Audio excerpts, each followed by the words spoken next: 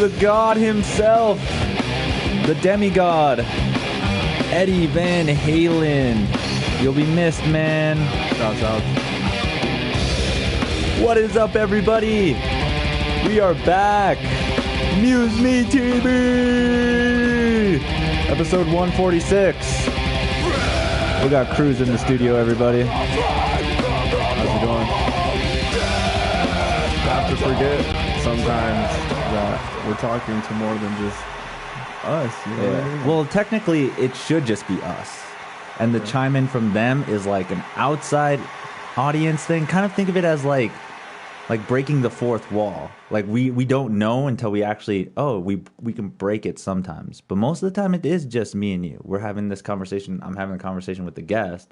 Then we break that fourth wall and let them know like, hey, we acknowledge that you're here too. But this isn't all about you guys. It is, though.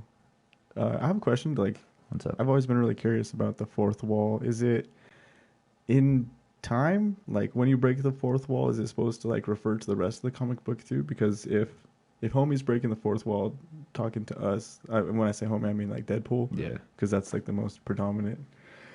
Oh my gosh! All right. He I've always wondered if like he could just break the fourth wall and ruin the book for you, and then like sort of the Dave Chappelle it, you know what I mean? Where he's just like kick her right in the pussy, but like that happens right at the end of the comic book. But he tells you like right away. Yeah, exactly. He's I just think like, I think he can, but I don't know if he does or not. But I think he can. He should be able to, because as far as I would assume, he knows the whole story before the story's even written. So like, if there is like, okay, X-Men versus Deadpool already knows the end of this story before any of the X-Men do, because it's a written story. So is that one of his superpowers? I don't know all of his superpowers, but because he can teleport. If we watch, No teleportation. swear. No. But if you watch that Wolverine movie, He does where not goes- teleport. He does. All right, too, we'll look it up. dude. Deadpool's powers. That's it. That's all I'm typing in. Just so we don't get confused on this. Well, but I'm just trying to reference the actual Wolverine movie where he gets picked up, or no, where, you know what I mean, where they track his life from when he's just a baby. Oh my god, I hate you. And then he has like the claws, and the dude. I hate you. The same guy plays his character. You know what I Yeah. mean? But they like shave his mouth off. And then the worst part about this too is that it's there. It is, man. You're right. You can teleport, regenerate, and see. Dibs. Yeah. So healing factor, immortality. That's. I don't know about that one. The only crazy thing is that him and like Wolverine and stuff can come back from like a drop of blood. What? I know, right?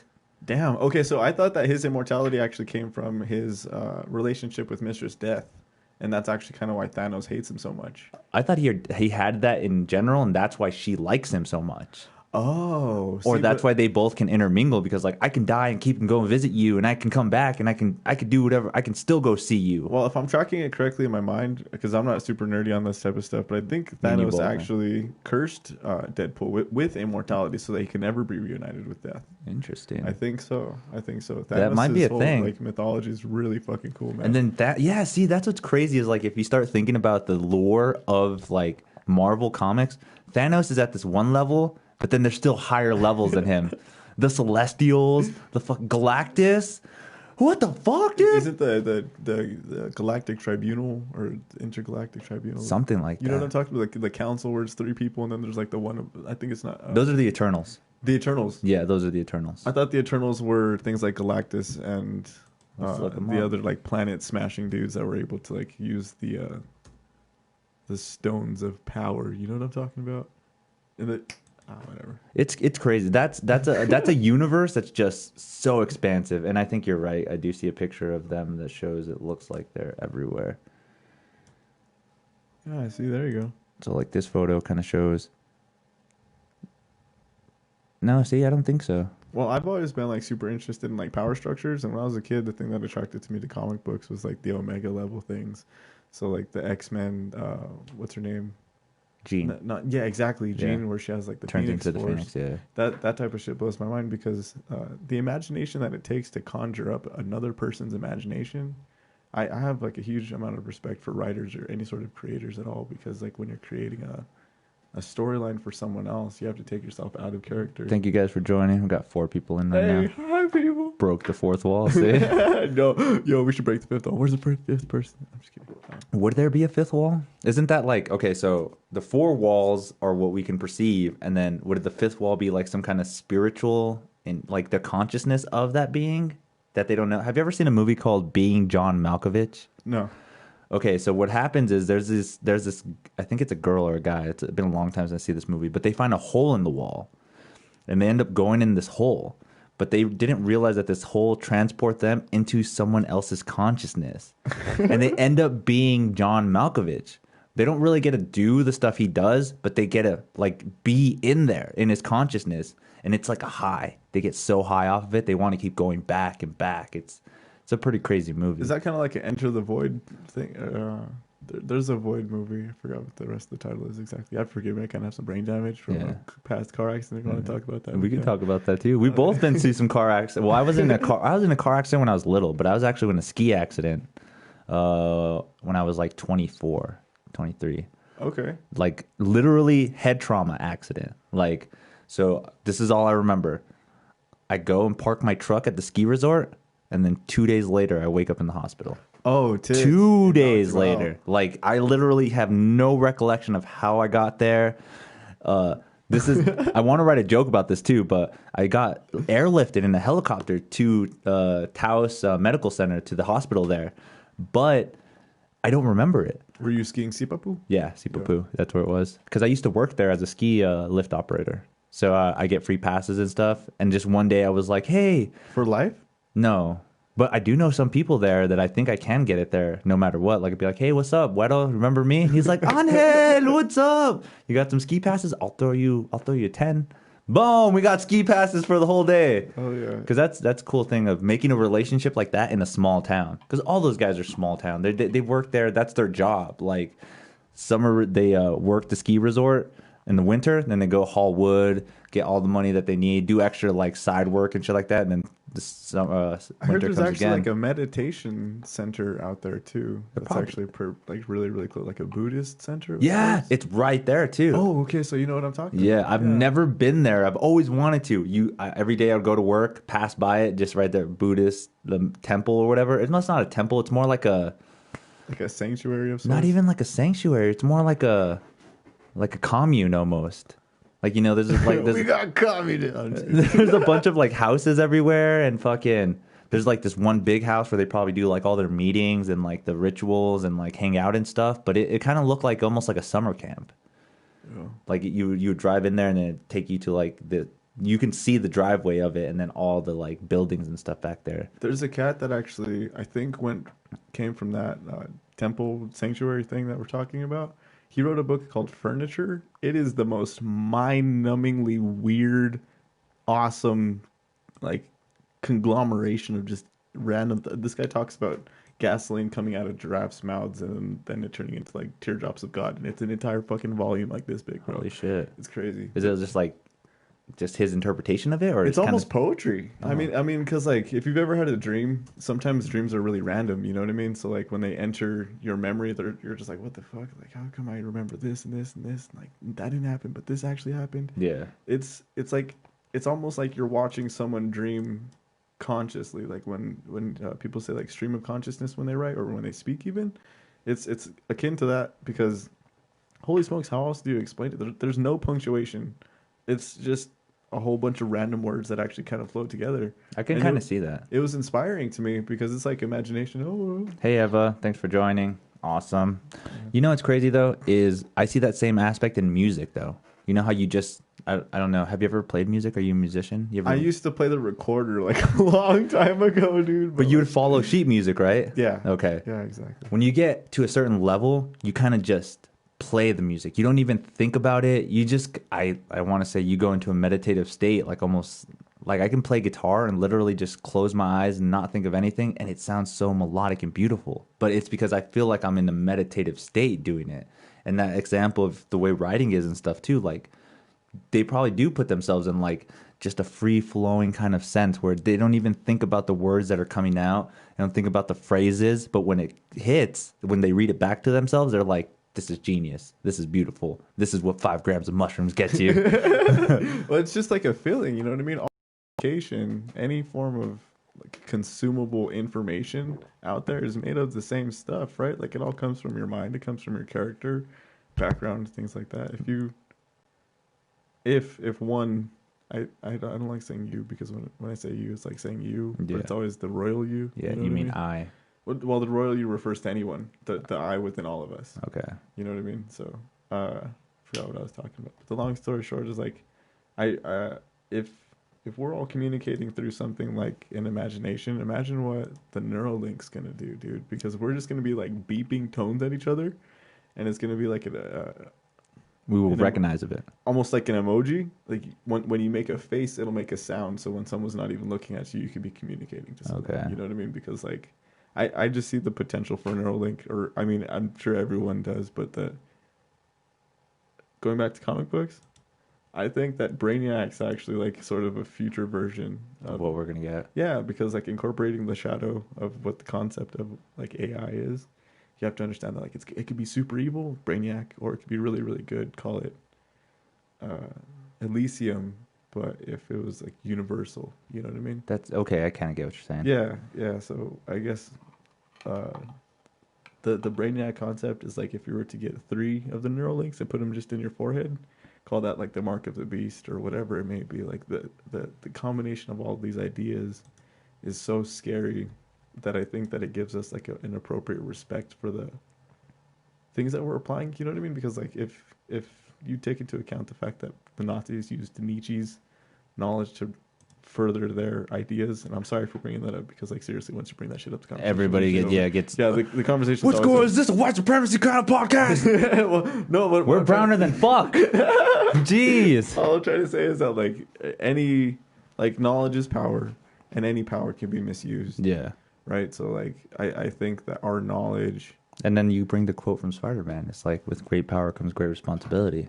Dude, comic books are like awesome. They are great moral lessons too. You don't really think about it. That's kind of the same thing with TV shows and stuff. Like, I hate to be an asshole, but I think I learned more moral values from TV than my actual parents. I know, right? Like, one of the things I remember so fondly on like Malcolm in the Middle is like Malcolm was trying so hard to like get accepted by his cousin, and his cousin was just like, dude, if you are scared to act stupid, you will have no fun. And that makes so much sense, because once you actually take that perception of like, oh, I wonder if he's looking at me, or oh, I wonder, as in I, the royal I, as in royal he, I wonder if they are paying attention to the things I do. If you blanket that and you don't care what you do, the attraction from them will come no matter what, if they like you or not. And you don't have to worry about that. I see that. I don't know. I live by that stupid moral all the time. Like, if you're afraid to look stupid, you'll never have fun. Well, I kind of live by the whole, if you're trying at all, you're trying too hard thing. No, I don't like that. Really? I don't like that. Really? Yeah. Well, but I guess what I'm trying to say is like that's kind of like a hater's perspective. Mm-hmm. You know what I mean? Like if someone's looking at you saying like, "Oh, dog, like I don't like what you're doing just because I don't have an appreciation for it," because blah blah, Yeah. blah blah blah. And I'm kind of sharing a little bit too much right now because it's like an insecurity of mine. I'm like a hyper negative person because I like being bad at things. I think I've told you this before. The idea is that like I already specialize in one thing, and it's allowed me to feed myself, learn something, and I'm sorry if this is kind of off topic. No, just keep going. So why would it be that sense though? Because I'm in the opposite sense, where the more you can learn, or the more you acknowledge all the stuff that you want to learn, helps enhance all the other things too. So like, I play music. I love music. That's my thing. That's my one main thing.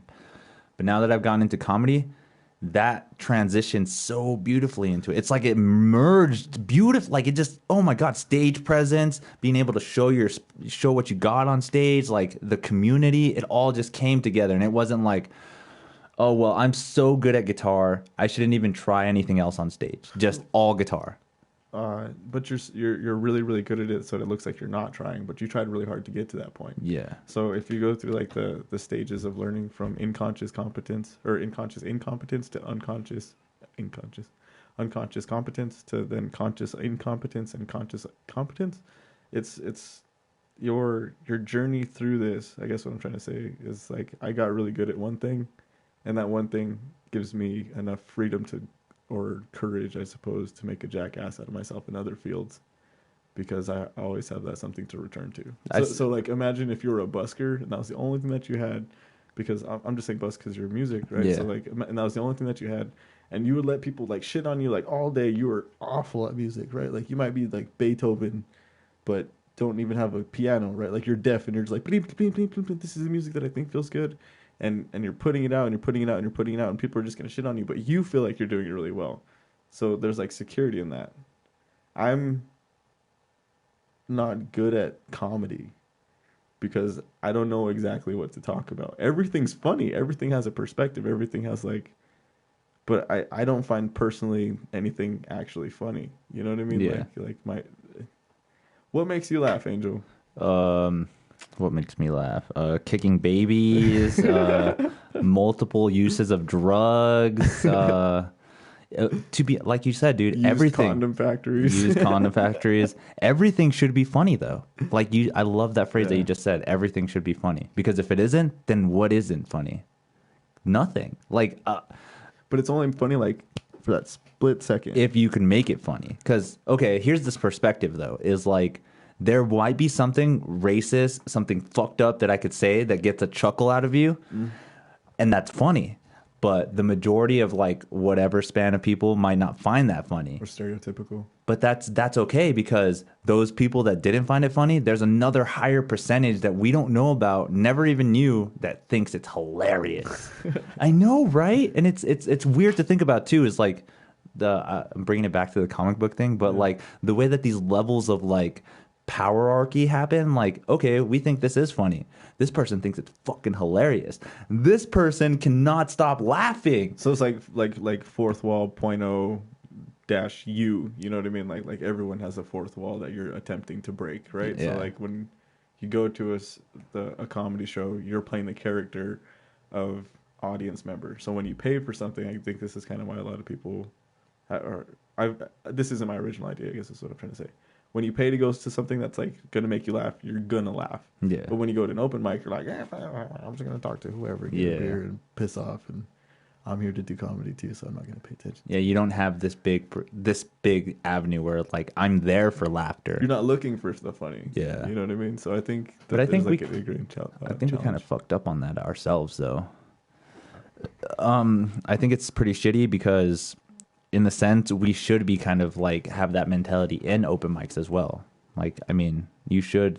I mean, it's hard. There's some people that have ego issues and like big old like think they're better than other people, so they automatically make you feel like, oh, if you don't listen to me, then I shouldn't listen to you either. And it kind of gives back and forth kind of thing. But it never should have started like that in general. Right when I came into comedy, I automatically had this a niche that like, oh, I'm going to go see all the comedians. Yeah. I'm going to try to learn everything I can from them. They're all funny. And if they're not funny, at least I'm learning from them.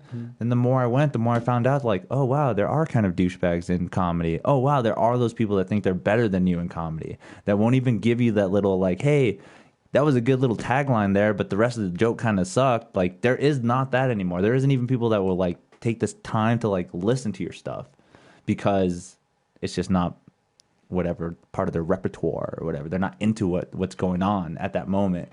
Well, comedy is so individualized. When you go to an open mic, the crowd is so small that you're really, really hoping that your peers are there to criticize you. Yeah. Or you're really, really hope. I hope anyway that when I go there that there's like a little bit of feedback, even if it's nothing, to just encourage people to stay. You know what I mean? Like, it's a community. There's no. Even like if you've seen Kill Tony before. I love that shit. Kill Tony's pretty cool. I have my own opinions of it sometimes, but long story short, I think that it's actually benefited the community quite a bit because I'm sure it's like invited people to do comedy themselves in their own like avenue or whatever, you know. But the thing about I hate having brain damage, man. Kill Tony's dope. I think Jeremiah Watkins can chill a little bit. What's your opinion? Kill Tony is amazing. Jeremiah Watkins is okay. I like his stuff, but there are those times where he's just too annoying with that saxophone and shit. But the structure of the show and everything that they do kind of does bring more of a community sense, because you're trying to get on stage. Not only are you a newbie, but you can kind of see the aspect of veterans on there as well. So it is that's the stuff we should have in this kind of sense. Is it like a community base where you're like, oh, we're doing a show, maybe you'll get on, maybe you won't, but you should come support each other just to show that the comedy scene is trying to do that. Well, we're all advertising the same business at the end of the day. You know what I mean? Everybody wants to be seen. Everybody wants an audience. What's up, Geraldine? Thank you for joining.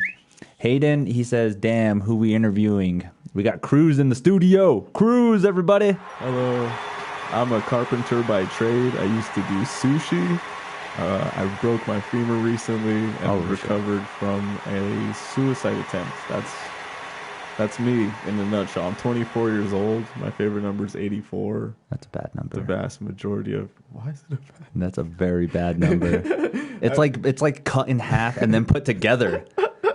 It's like 4, 8, and then put it together. It's 84. Something that I kind of hate about the satanic cross is that if you like turn it to the right just a little bit, it kind of looks like 8H, which is almost 84. And I'm like, fuck, it's kind of scary. But yeah, that's so. Wait, interview. Are you into numerology and shit like that then? I've got into it a little bit. The only thing that really kind of struck with, or that sticks with me, is like in the Bible, the number of renewal is 8. And like I think like the number of completion is 7, and then 13 is also like a really good number. So numerology, like heavenly numbers, you mean, like angel numbers? Any kind of numerology. Like there's people that think like they can tell futures by like just whatever numbers they see in a driveway or something stupid like that. Like let me put it this way: I was listening to a podcast today with Mike Tyson and Evander Holyfield. Their career started in '84. Or no, that's a lie. That's a lie, dude. That's a huge lie. That's a huge lie. I'm sorry. No, one of them had to, right? No, dude, that's way earlier. I'm pretty sure they were like way earlier. 1984 boxing. I'm putting that in. Maybe because Tyson's what, like 50 something now, and 80 was like almost 30 years ago. No, it just shows the Olympics. Los Angeles, 1984 boxing. Highlights. Yeah. Oh, was Tyson in there? In 1984, though, that's where the Olympics were. Summer Games Olympics were in Los Angeles in 1984. Yeah, I could swear that they brought something up about Tyson being in the Olympics with the Vanderlei Holyfield. Really? Something like that. I don't know. I don't want to be misquoted. Whatever. Listening to podcasts all day. That's crazy. Tyson. I don't see Tyson's name. Maybe, but then it goes into like really like 54 kilogram featherweight men. Jesus, I don't even know who the hell's the heavyweight. Yeah, I don't know. Was he a heavyweight at that time? Tyson. He started out as a heavyweight. I think he was always a heavyweight, right? The heavyweight champion of the world, Mike Tyson. The baddest motherfucker on the planet. Right? He's so crazy.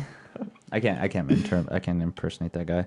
I remember seeing on the Joe Rogan show though, the first time he went on, and he was all about like a level-headed person. Like he's like, I don't want to fight. I don't even want to hit a punching bag anymore because it brings out this animal in me. And then he went on the Joe Rogan again, and it was promoting the fight, his new fight that he's gonna have. And that shit is kind of crazy because he's like, I'm an animal, and I'm that hurt.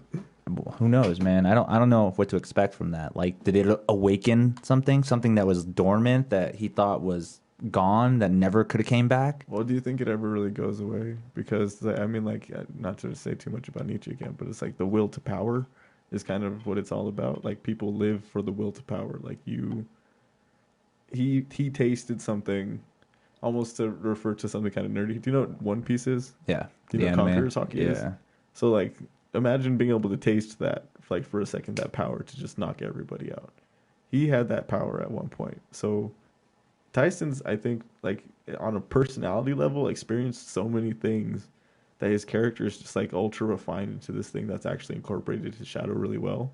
So he can see what the negative aspects of that thing is. Because, like, the dude literally said, I'm going to stomp on your kid's testicles. And, like, yeah, I'm like, whoa, bro. Like, that's some horrible things to I eat babies. Yeah, exactly. But at the same time, Cuss, like, ingrained this thing into him. Customato, right? Yeah. He ingrained this thing into him where it's just like, no, you fight people before you get there.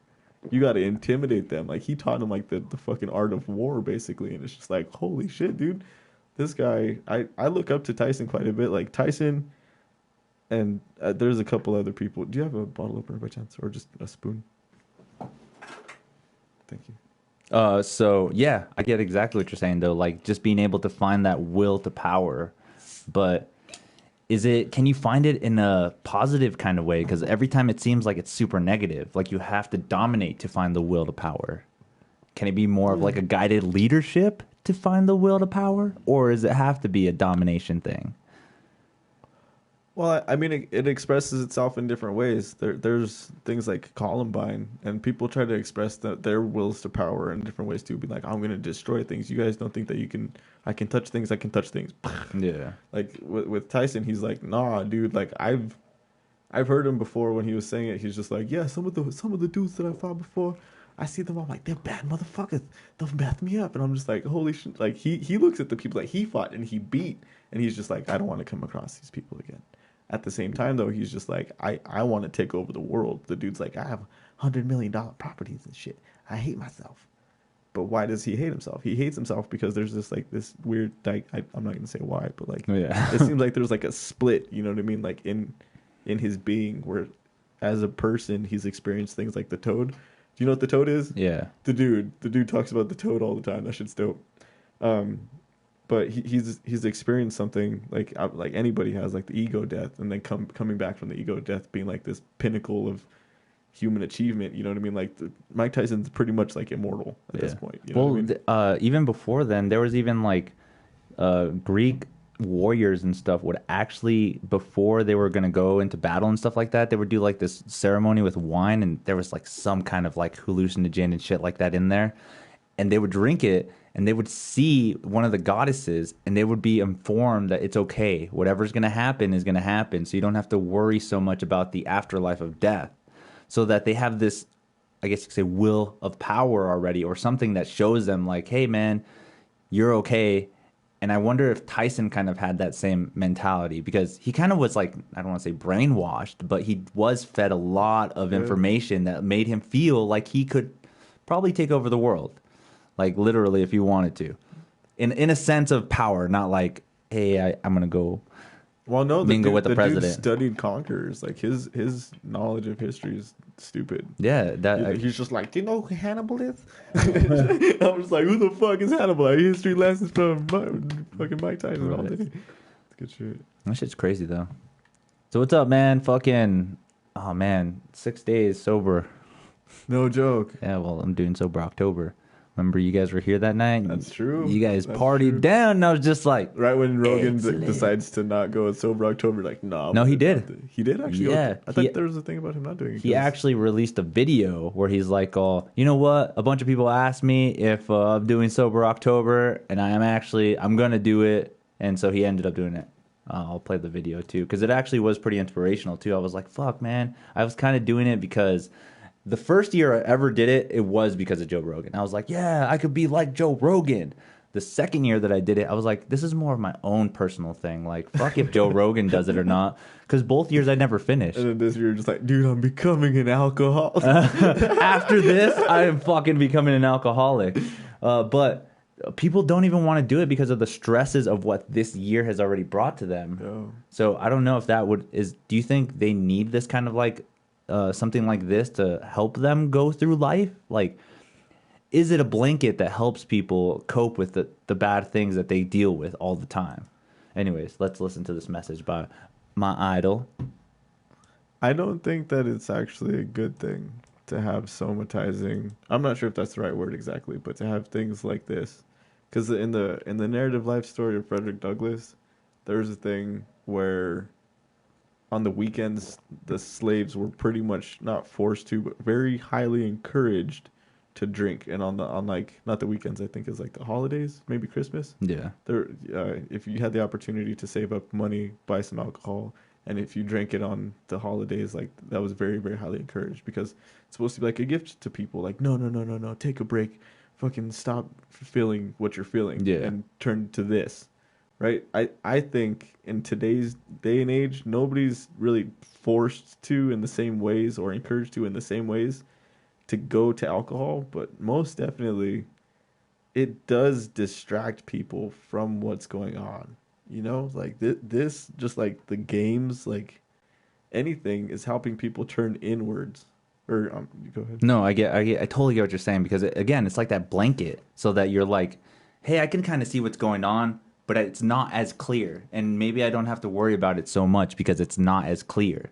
Well, it's painful to turn inwards, you know, dude. like, If you don't find like the hurtful things about yourself, then you shouldn't find hurtful things about other people. That's like the beginning principles of like self-recognizing and shit like that. I always feel like I try to find, if I don't like somebody, I'm like, why the fuck don't I like him? Like, is there a reason why I don't like him? Like, there's some other people that like him, and I like that person that likes him. Like, why can what's wrong with my scenario of why I don't like this person? And then I start reevaluating some stuff to find out. But I feel like it's like if I was like kind of more of an alcoholic or sometimes smoking way too much weed, like I just feel like, man, who cares if I do or don't like him? It doesn't matter. So I don't even think about it anymore. Like that's crazy. But well, it's kind of like I'm sorry to go back to. You remember how you said the war thing where he was they would look at the goddess and the goddess would be like, it's okay. It's okay. Arjuna and the Bhagavad Gita. Not to, fuck man. This isn't even flexing. I read like 4 books in my life, and one of them was the Bhagavad Gita. And they were on audio books. No, they were. I have the real books too. Dope. He says that you can go into war, like the sort of thing, like go fight. And I think when it comes to like personalities, people have their own ego, and in a sense, like your ego and my ego are battling it out right now. Okay. And if I was to close my eyes and you were to close your eyes, there would be like a different, more pure conversation because it's purely audible at that point. But we have like an extra level to it, so like it's almost causing our egos to like subdue. And in a sense, like if I was that person that you were talking about that you didn't like, I'm in front of you right now. And seeing that brings that introspectum where I'm just like introspectum where I'm just like, why is it that I don't like this guy? Because we're like it's crazy. I'm not saying I don't like you, everybody. Let's get this out, man. Cheers. I wouldn't invite you to come to my podcast if I didn't like it. Myself all 3 times. And I wouldn't be like, hey man, let's go hang out at the open mic, or hey, are you coming to the open mic? If I didn't like you, I'll bug you like a little brother. It's okay. I like that. It's Anyways, again, he's doing it though. All right. See. Oh, I hate everything. Don't have nothing set up correctly in here. What the fuck? Nothing. What the fuck, eh? What's Beethoven's favorite fruit? Oh, don't do that, dude. Don't do that to me, dude. What are you doing? I hate everything. Why isn't this working? I'm not supposed to do my material. You're like, dude, no. I know many. Oh, Jesus. And the fucking song is still going. Ladies and gentlemen. Thank you. Thank you very much. That was Causes to Become, my old band. Thank you very much. All right, anyways, he's doing it. And this actually motivated me. It was actually pretty motivational. Sober October update. I know many of you were upset that we were not doing Sober October this year. Well, I'm in. Okay? I'm with you. I texted Tom Segura and Bert Kreischer, and they were both like, oh, fuck that. We're getting drunk. It's too crazy this year. The pandemic. Ooh, the president's dying. Oh, the purge. Excuses. Ari Shaffir didn't even respond. He's probably on drugs. He's probably doing acid right now, laughing at this video. Well, you don't have to. Let's do it the whole month. Let's stay sober. I'm drinking nothing but coffee and water, and I'm going to work out every day. No pot, no mushrooms, nothing crazy. Just coffee and water and exercise. Come along with me. Clean your fucking act up. Get some positive momentum. Sober October. It's on, kids. Woo! He's senile. Just me? Yeah. Just one? One, yeah. Or just watch fucked up videos now. It's like we saw something motivational and now let's watch a fucked up video. Darkness. But yeah, man, I honestly am doing it for a discipline reason. Have you ever seen, do you watch a lot of South Park? No, I've seen like the one with titties and that's pretty much it. Really? Yeah. It's your one way ticket to mid. They're all singing Sammy Hagar songs. There's this one episode where Stan ends up finding out his dad's an alcoholic, right? And the first thing he does is blame it on God. He's like, oh, I got to find a higher power. That's the only way I can cure myself. The whole episode is him being so, oh God, I need to find it. I need to find a higher power to stop drinking. The end of the episode, you end up finding out that like most of the time for most people, it's the discipline within them that they can stop doing something. I get it. Drugs are fucking hard. You're like, dude. no joke, dude. TV taught me so many lessons. Dude, I am not kidding, dude. Dude. Discipline. Discipline is very important. I don't like. How long have you been doing floors for? On and off since I was like 16. To a sense where you feel like you can do it no matter what, right? No, What- no. I'm like 3 years away from being independent, and I mean like as a unit, as a worker. You know what I mean? Like If I'm you about wanted 3 to years. go on your own in about 3 years. Well, I just mean like being able to handle any of the jobs that I've seen so far. Mm-hmm. The amount of exposure that it would take to be able to wholeheartedly take over a job site by myself takes about 3 years, I'd say. Which is funny because like a journeyman's or whatever for other Trades. 2 years or what. I Yeah. just like 6 months. yeah, no, I to know things the way that I know things could be known. You know what I mean? Like I'm very like in the hierarchy of consciousness and awareness of my own knowing. I'm probably in like the conscious incompetent level right now, which is good because I'm past the unconscious parts. But reaching conscious competence in flooring is going to be really difficult because you got to know all the species, bro. Like you got to know how to talk to people. It's not just measuring, putting fucking blocks together. Because like when I was little, I would really, and this is maybe a little too honest, but I would look down on my dad's trade because I'm just like, oh, you're blue collar, dog. Like, Yeah. this is blah blah blah blah blah blah blah blah blah. Like I'm little. I'm entitled to all of these things and all the good things that you've given me. You've only given me because I deserve them, and it's like bullshit because nobody deserves anything. Yeah. At the end of the day, I came to this realization that specializing in floors is a good thing, you know, because it's there's a niche for it. There's customizability. You can customize your own floors. I can show you how to customize your floors. We can integrate multiple species into your floor. Do you want texture? We can add texture. You can have any color floor. Like, it's kind of stupid to just talk about floors, but when you say the breaking the fourth wall, the fifth wall, to me, it's kind of funny because like boxes have 6 sides. you know what I mean? Like the fifth wall is just up and 6 walls down, or flip it. You know what I mean? So in my opinion, it's like an honorable trade because I'm essentially making like antiques in the future. Yeah. Like how when you make music, you're like, damn, dog, like I wish I recorded that, or I can replicate this and I can make it the same way. I almost do the same thing because I listen to the floors. You know what I mean? Like I have to. It's wood.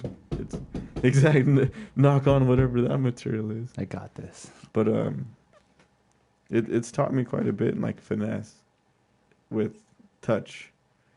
There's multiple like love languages, and I don't think that anybody's ever communicating anything but a love language, and that's kind of what I'm talking about. Or it kind of touches back to what you were talking about when you said that. Like, why do you feel negatively about people sometimes? Because you just don't know how to love them, or Yeah. you don't know how to accept their love. That's a good thing. That's You know a what I good mean? aspect of it. Yeah, it's just the lack of acceptance, like resistance. You know what I mean? I'm resisting your love, or you're resisting my love, and in a way, you're a dude, and I as a dude can tell you right now that my love language is with touch, and we'll never communicate like that unless you want to do jujitsu. In which case, you'll know that like, yeah, it's not just like communicating. Like, there's pinches and elbows and shit. Like but you know what I mean? Like getting physical with people just isn't the way to go all the time. Yeah. And it's hard to communicate that to people sometimes because it's just like, hey, did you know that my verbal acuity is just super low and that I have like no vocabulary and I don't want to do anything with my life because I'm super lazy, but at the same time, like I still as a person have something of value to offer to you, and that might be like Insight, a touch. past experience, and it all can be reflected through a touch. Yes, exactly. So earlier when we were talking about languages and comic books and shit like that, like how everything's sort of expressed through imagination and communicating, I started to kind of incorporate like the imaginative communication with myself on the floor. Like, it sounds kind of retarded, but like, or not. Excuse me. Don't mean to use that word. Sorry. It sounds. I felt like I was being a fool one day when I zoned out from my job and I pictured myself being like a cartoon character, like and like my yeah, like where they just like turn the screw and shit, like but applying it to like my actual work. And I thought that it was pneumatic at first, and then like I applied the pneumatic aspect to like a cartoon background, and then like incorporated my idea of touch into it more. So like I got more into just moving with my work in the same way that like you kind of do with when you play music. And it's not the same thing at all like I do, but what I'm trying to say is like there's transferable skills or transferable concepts, because all things are equal in concept. I think I might have said that before too. And it I get what you're saying too, is because that's why I think like having more multiple skills and advancing in them help you in the long run. Because the example that you gave me is like, it doesn't matter if I do any of these other things. I always have this one thing that I'm super good at. But if you have other things that you get super good at, you never know if it's going to enhance the one thing that you are already good at. So like, for instance, again, the music. Like, I love music so much, but actually going on stage and doing comedy for the first time, I feel has made me a better musician. How so? Because I already am thinking of different ideas that I would have never thought of. I was just like, how did that even come to me though? That's exactly it. Like, it's like a tunnel vision thing. Like, I always saw a music aspect of it. And now that I did the comedy thing, I'm just like, holy fuck, there are so many other things I could be doing with music. Not only what I thought music was, now it totally expanded and opened more. Especially with like getting into art or like. Well, do you fuck with music theory? Yeah. Like European music theory? Yeah. What, white supremacy theory? Is that what you're trying to tell me? I get what you're saying though, but music theory, that's another topic we can go into now too. Music, I don't know much about it. It's okay though, but so white music theory, because that is, I'm sorry to say it like that, but that is kind of the concept. Because even in like Spanish music theory, you don't call your chords A, B, C, D, E, F, G. You call them do, re, mi, fa, sol, lo, di, da. So you would actually say yo estoy jugando el sol chord. You don't say I'm playing the C chord. Because in the scale, do, re, mi, fa, sol, you can start it off like A, B, C, D, E, F, G, A, do, re, mi, fa, sol, la, ti, da. That in itself is already a translation of what those notes are. Like, that's how the Spanish or however... Forgive me for my lack of knowledge on this, but like, are they in the same octave? And like the D versus the C? Yeah. The same thing? You can kind of think of it like that. But again, if you think of music theory, that wherever your starting point is will be do, re, mi, fa, sol, lo, di, da. Oh. So if you were to go start on E, F, G, A, B, C, D, E, F, G, then it's like do, re, mi, fa, sol, lo, di, da. Then you start on A, still the same thing. Do, re, mi, fa, sol, lo, di, da. But do, re, mi, fa, sol is just the spaces in between the scale. See, and I'm probably fucking butchering this too. Like, I'm not a super music theory kind of guy. Do you know anything about the scale or the rule of fifth? Yeah. So they're called intervals. Okay. So what we're talking about are intervals. I wish I had my whiteboard in here. That'd be dope. But I'll just post up a thing.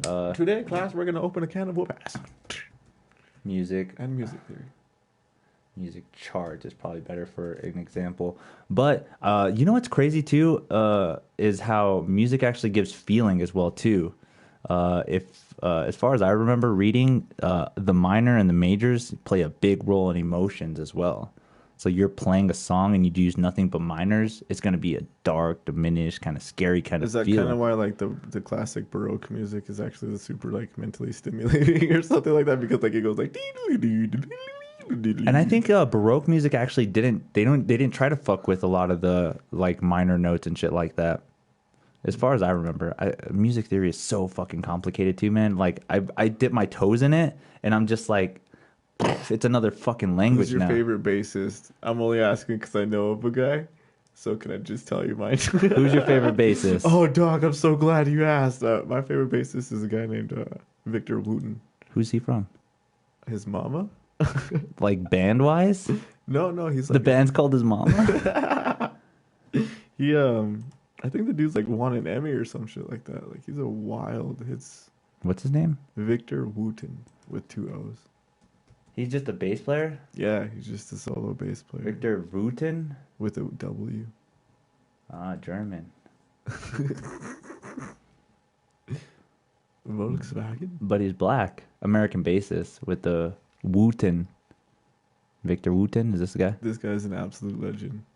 I mean, he's no Van Halen, but... Oh, bro. Listen to him. No, he probably is. Listen Like, to him. there's probably some amazing stuff. Dude, that's the beauty of music, too, is like, right now we're naming musicians, but our spectrum is like, there's probably an amazing, way better than Van Halen, this guy, way better, but he doesn't even get any stage time. He's never even been on stage before. But he plays in his room and is a god. And he probably is this amazing a musician, but we'll never know of this person. He'll never come to our light of like understanding of what music really is. Give me a little while. I'll like search through my YouTube history. I found a guy. Oh my No God. joke. That's just like that. He's a kid. I think he's like 17 or some shit like that. Wild. Absolutely. Like, it's remarkable. It's crazy that it's remarkable. that you could find those things, right? It's Yeah, just like he's amazing, but he probably Well, only but aren't there like Twitch concerts and shit too? yeah. There's like I feel like that happened all the time. Like I do a lot of Twitch streams with my guitar too, and it's just Oh yeah. it's like people just come. They're like, oh, cool. Can you play this song? Or I'm already playing a song, and they're just like, oh, that's sick. What I'll be playing a song, and they'll just be like, I like that song, but can you play this other song? Or they're just kind of they feed what they want to hear inside of that Twitch stream, and it's kind of like them discovering a new musician. They can be scrolling through the music page, but if they stop on mine and they ask me, hey, what are you playing? What are you doing? They just discovered something new, something different, maybe way better than the last person that they saw. Maybe even worse than the last person. What is your why? My why? Yeah. Like, what do you mean? Like, why I do anything? I hate to be as vague as that, but it's almost that. What's your why? Why are you? Okay, what gets you through all of the hows, I guess, is my question. Like, how do you do that? Angel, how do you do this? Angel, how do you do that? Angel, how do you do this? Angel, how do you do that? Like, and at the end of the day, you're just like, pure willpower. Like, that's not a why, but like at the end of the day, you willpower your way through things to get. It was to prove something. people wrong. At first, it kind of was to prove people wrong. Like, especially with athletic things. Like, I bet you can't do that. And it's like, dude, let me try. I made it failed, but I still did it. You know, so it was just the aspect of like proving people wrong. But now, why is more like an interpersonal thing. Like, if I do it, it's to benefit myself. Why am I doing it? To benefit myself. Like, music now is not what I thought music was back in the day. When I first started guitar, dude, I literally started guitar just to get chicks. I was like, I'm gonna play guitar, I'm gonna get all kinds of chicks. And that mentality is straight out the door. I don't think about that at all anymore. Give me any pussy. I'm just kidding. If I did, you'd be surprised.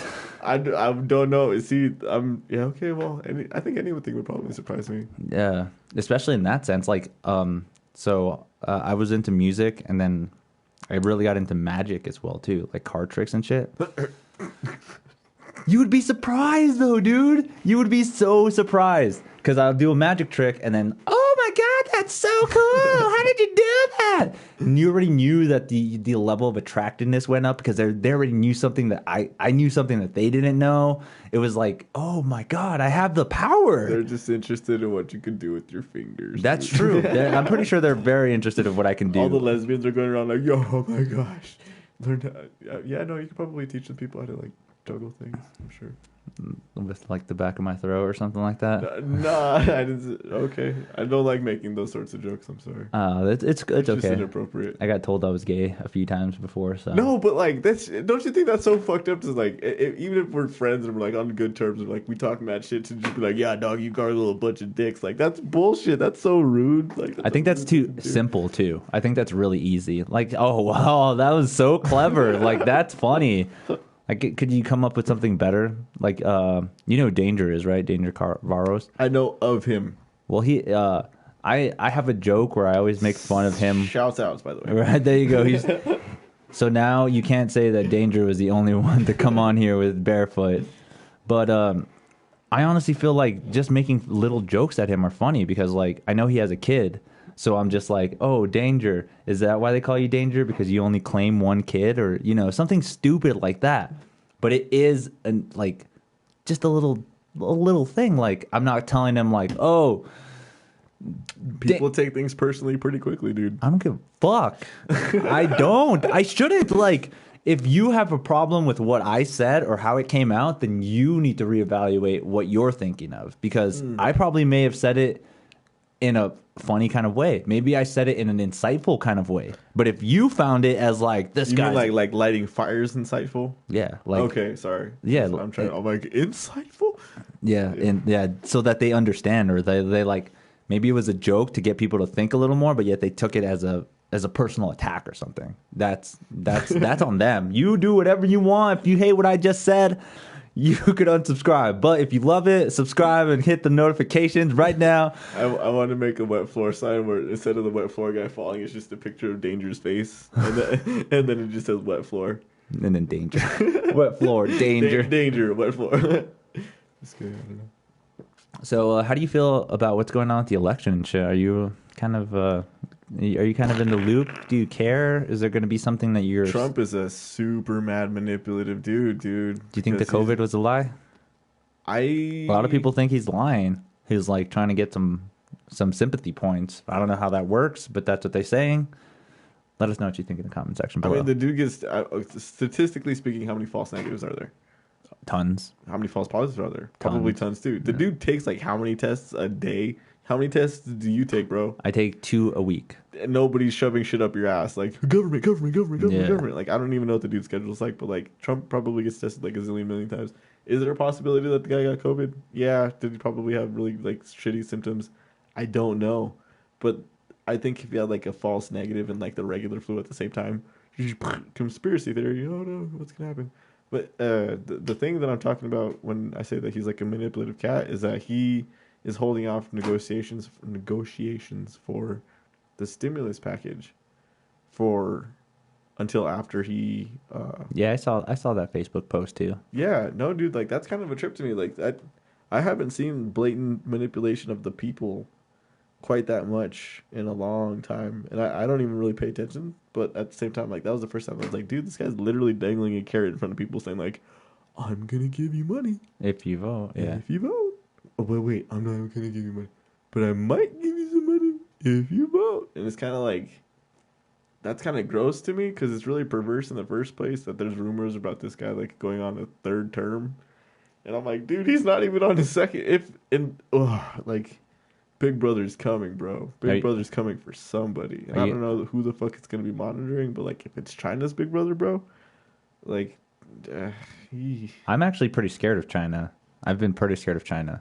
But what's so oppressive about them, exactly? It's not really oppressive. It's just, I guess, more of, like, a... How do I explain this? I feel like their subservience of trying to, like, make people only follow what they want is scary. So, like, again, we probably wouldn't even be able to have this conversation if we were in China. We wouldn't probably be able to search the certain things that we search if we were in China. And bringing that outside of China is scary because it's like, I thought we've built so much of a freedom that we don't have to worry about this. But we have China pulling moves like they're fucking taking land from South Africa. They're taking over the South China Sea. They're not necessarily taking it. They're contracting it for 100 years. Yeah, exactly. But that's taking it because they can call it back whenever they want. They're like, hey, do you guys got that money? And they're like, no. Well, guess what? That land's ours now. I mean, that's peacefully colonializing and developing an area before. It's not even colonializing, bro. Like, think of colonialization and then think of what China's trying to do. And I'm not saying, like, just... I had a daydream one time that I was like, did you know that Kim Jong or whoever the guy of North Korea is a Buddha too? Because we're all Buddhas, and in this reality, we just got to get used to the fact that Buddhists treat Buddhists in a really weird way, and that there's a lot of suffering, but at the end of the day, we're all going to be enlightened because the way that society is going is that there's going to be so much development in the future. Like, long and the short of it is that, like, I think that China is actually doing things in a really smart way to take over the world. But do we want that? Or is that the what's not to want about or that, is that the plan that's supposed to happen? But what's like, and that's a horrible thing to say. I know, like I know what I'm saying. It's like dumb, but It's not dumb. It's scary. the hopeful idea that I have is that China's going towards like this world domination thing. Imagine a united world, right? And it's all China. China's huge, but it's going to get bigger. Russia's huge, but it might get bigger. It's staying power and the development of like where society's going to, like in the future, the world's going to be really small. Like really, really small, because I think we're gonna like recognize that the people who are renters, I'm an idiot. I'm a super idiot because my brain goes to a zillion billion places. But what I'm trying to say is like, do you hate your landlord? Not really. Could you hate your landlord if you didn't do certain things? Yes, instantly. Yes. Okay. Now imagine if China's like the landlord that you just fucking hate. But they are kind of like that because But your generational kids, like 7 generations down the line, might like them because everything's taken care of. Technologically speaking, the development of the world is going to a place where like AI might reach singularity in the next 30 years, and that's kind of far. People might say 7, people say 5. I don't know who these people are. Yeah. But I'm hopeful. And what I'm saying is that China's dedicating a lot of its resources to developing AI, just like everybody else is. But the way that it's doing it is like this generational pain thing, where if China owns something for 100 years and contracts it, then it actually like absorbs it into being China again. Yeah. Then it's just going to do the same thing to the entire rest of the world. But at the same time, there's going to be sanctuaries and different qualities of living in this gigantic China. Like it's like a date. Like I'm really sorry, man, because like I suck at talking. But what I'm trying to say is like chaos in the future and a united society is more of a norm. Is going to be hell of a lot more of a norm. Like, everybody's going to be renting shit in the future. Everybody. And nobody's going to know who the renters are because they're going to be renting shit too. And that's just how it's going to work, because our big brother is going to be AI. And then AI is just going to be like, well, did you guys know that you're not managing things in the right way?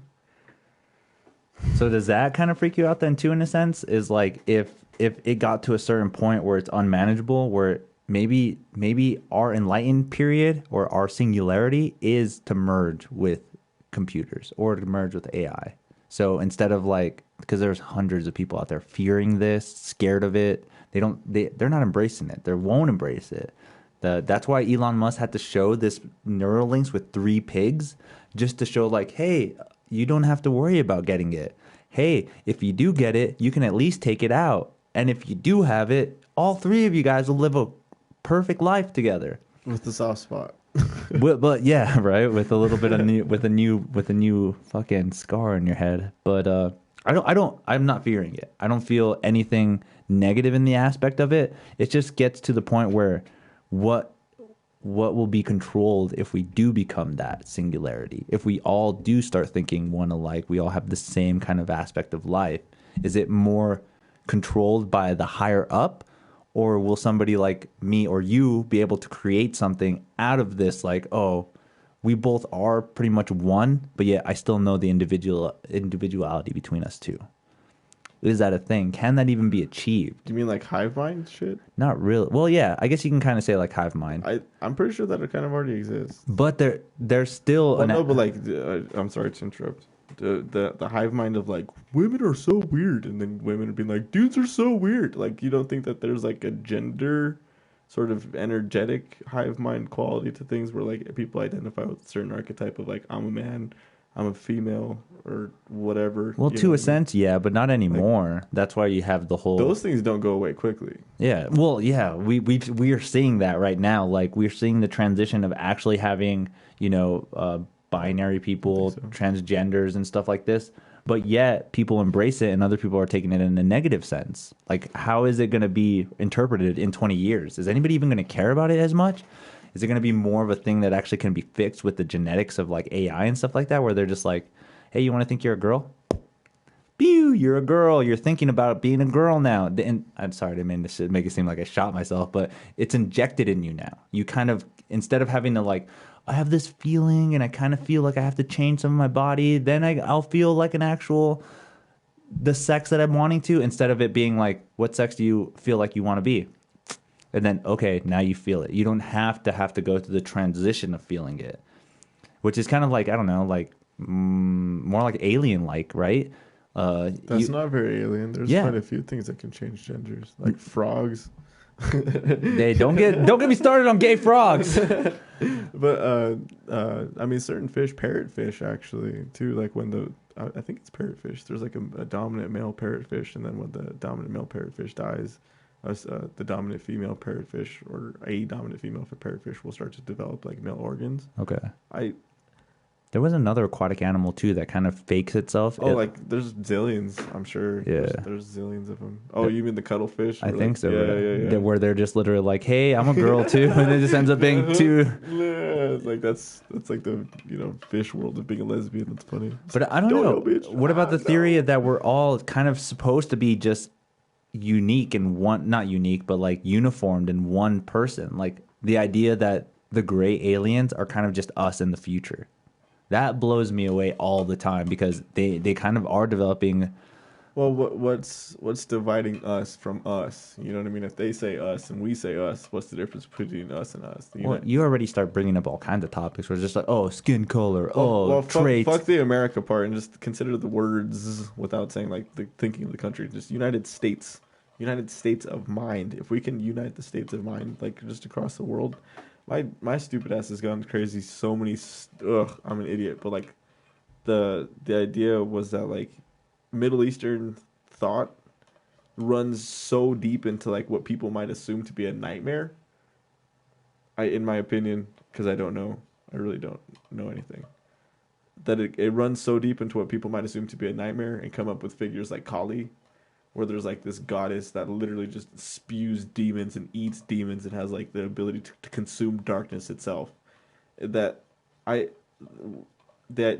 ideas don't go away for so long that I think that people are going to start to realize that once we unite our states of mind and like start to unite all of like the world's religions and recognize that these ideas as ideas scare the fucking shit tits out of people to do insane things, because it's just like, oh yeah, God's good, but did you know that hell's so shitty that people are willing to turn our living reality into a hell just so that they can run away from their idea of what they think hell might actually be? And I feel like that's where Neuralinks is actually going to help us more, because okay, here's the example that I bring is like, you can give me the most tragic story ever in your life that's ever happened to you, but I'll never be able to feel that. I can try so hard to try to feel that tragic story. Even the moment that it happened, I can try so hard to feel it, but it'll never happen until Neuralinks comes, where we actually can feel the emotional depth of what somebody else is thinking. I don't think you'd want to feel that though, because that'd be too painful, and I think that it would disassociate you. I don't think I don't so. mean to go like too far into the meta, but like I really enjoy this conversation so far. I don't think it would But I think it would just turn on your sympathy circuit in your mind. Okay. You know what I mean? Because unless you're connecting to their Neuralink, and I think that's what you're talking about. Yeah. Like my Neuralink is going through something d d d d d, and then you're going d d d d d too at the same time. I think that's kind of what you're talking about. I think what would actually happen is to allow people their own privacy. Is the Neuralink or whatever it is would activate the chemistry in your own body so that you can personally sympathize with someone, so that they're not. Because fucking how many people could you pay to just turn on your channel and go around thinking and feeling like you? Yeah. You know what I mean? Billionaires and trillionaires are probably so narcissistic and egotistical that they might do that to a point where they're like, well, I'm not going to buy a commercial, but I'm just going to buy a fifth of a percent of your thinking power to just sympathize with me. You know what I mean? It's like, I don't give a fuck what you're going to do, but my Neuralink's talking to your Neuralink, and it's affecting 5% of your thought process and gearing it towards something that I want. You know what I mean?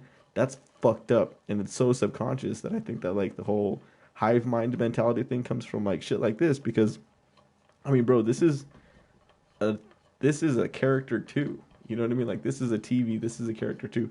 The way that people view things in general is that there's like obstacles and then there's tools, right? Like if I can use something, it's good. If I can't use something, it's just in my way. And ideally speaking, ideally speaking, I think that it would be best for people to acknowledge that technology over time, and even just metals, and that's a conversation in and of itself, because that kind of goes into like crystals and shit.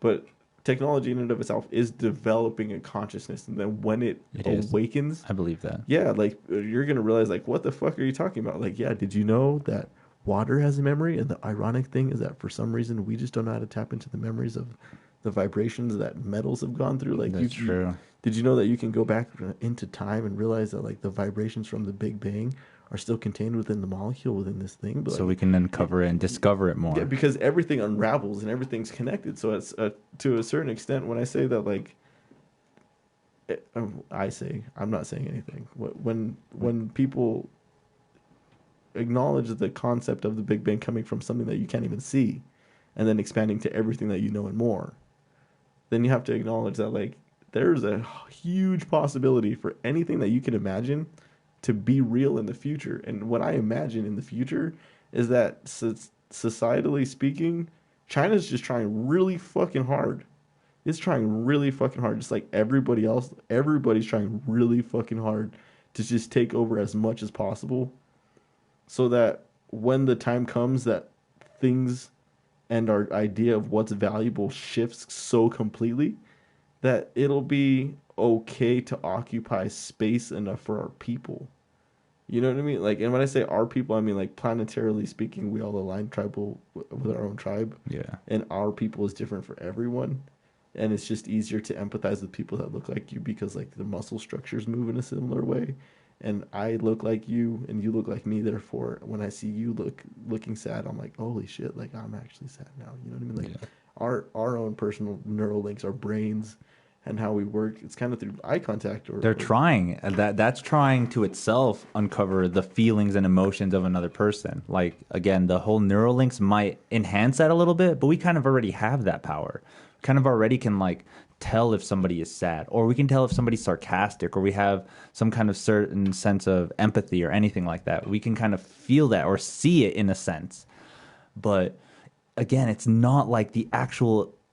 Oh man, like, this sounds so fruity, but like when you like really like somebody and you like are like, hey, I want to go hit on that girl, and I want to, like, I would love to know how that feels compared to how the sense of how I think it feels, because maybe it is totally different.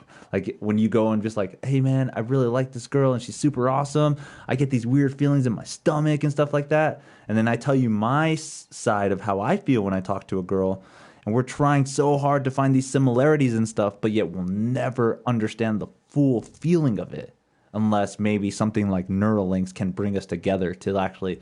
And then again, it might be a scary thing. But that'd be, in my opinion, that'd be completely masturbatory, because then you're hijacking someone else's feeling. Like, Well, you did being John Malkovich. Well, be afraid of the... Excuse me. Be afraid of the knowledge that you haven't earned.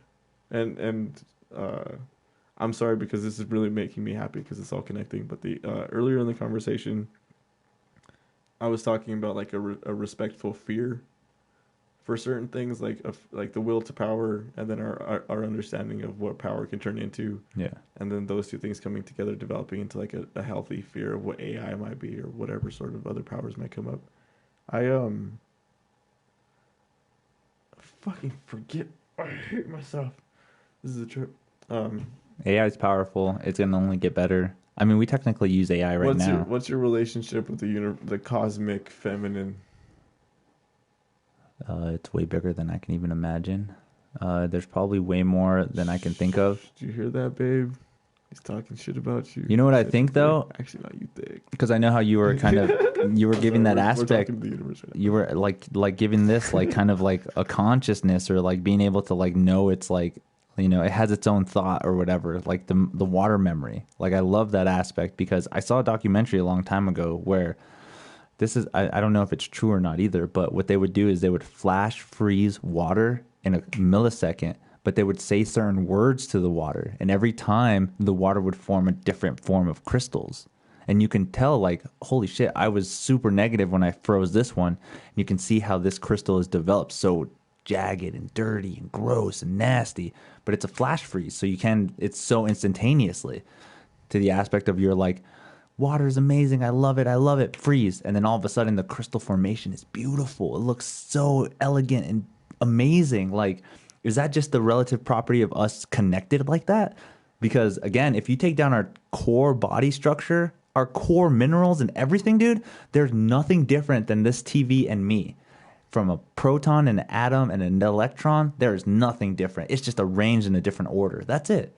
That's it. You go into the straight minimal of it, like right now in front of our faces, all the atoms and stuff that are inside of us are floating right in front of us right now. Right in front of us. But we'll never be able to tap into that kind of understanding of one, I feel. Especially like knowing about, we know the Big Bang did something. It started something happened, but yet how do we understand that in the sense of what we are now? Like, I've always been a big believer that we are the same thing as everything else in this world, no matter what.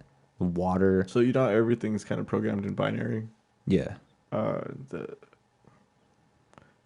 Imagine that, and I'm not sure if this is correct or aligns with anybody else's. Just letting you guys know, we're not scholars here. We have no credible college degrees. I think I went like to 2 years of college and I was like, this isn't for me.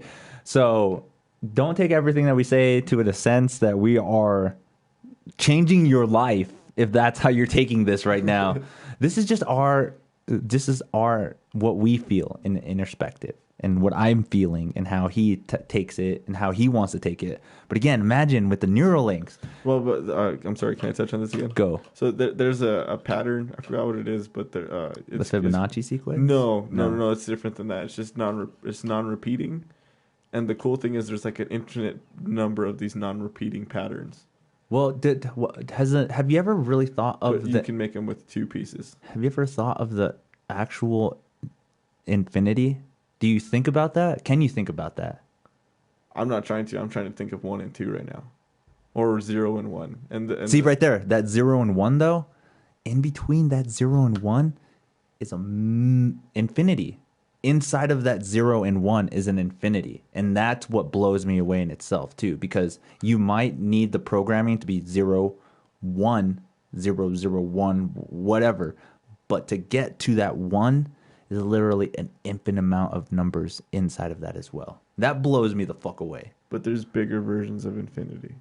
Yeah, exactly. Let's just use the numbers for instance. 1 to infinity. All right. Well, what's the infinity from 1 to 2? Because that's an infinity as well. There is an infinity inside of that. You can literally go 0.1, 0.2 until it goes to infinity. So you'll never reach 2. Never. And that blows me away. How is that even possible? So in the same, I'm sorry. That's what we're doing, man. We're going everywhere, man. I love this one. This is a good one.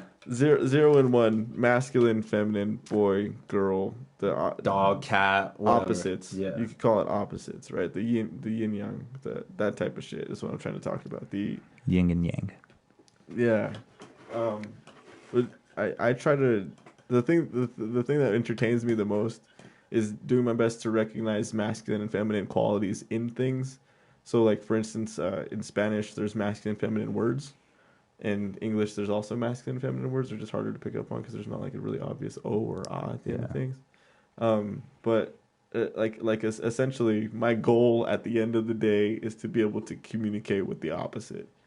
And the opposite being the other, which is, to me, always the feminine.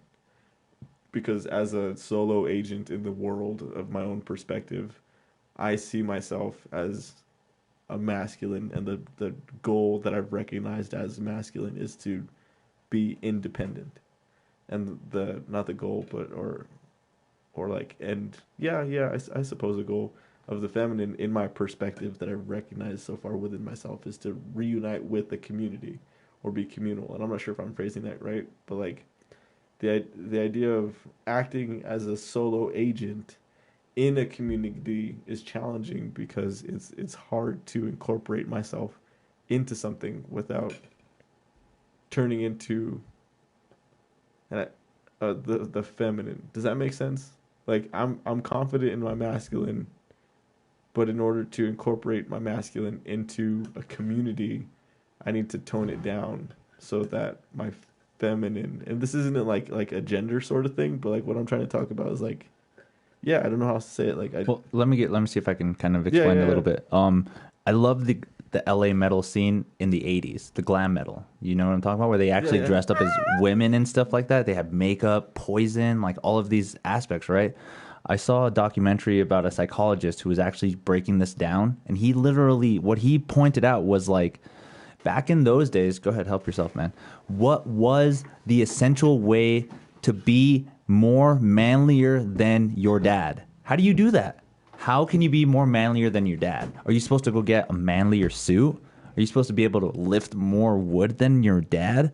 The most manliest thing you can do is to do the opposite, because no man would ever do that. And that's still finding that niche of being one person, because again, these guys look like literal women, but yet they had so much sex with women. That blew me away, just to think of that kind of thought process of like, you have to be willing to be the other gender to be that gender. Like, you want to be the most manliest man you can be? Well, guess what? You're going to have to be a girl to be the most manliest man you can be. Because every time somebody puts another staple or another kind of pedestal for being a man, how are you supposed to overcome that?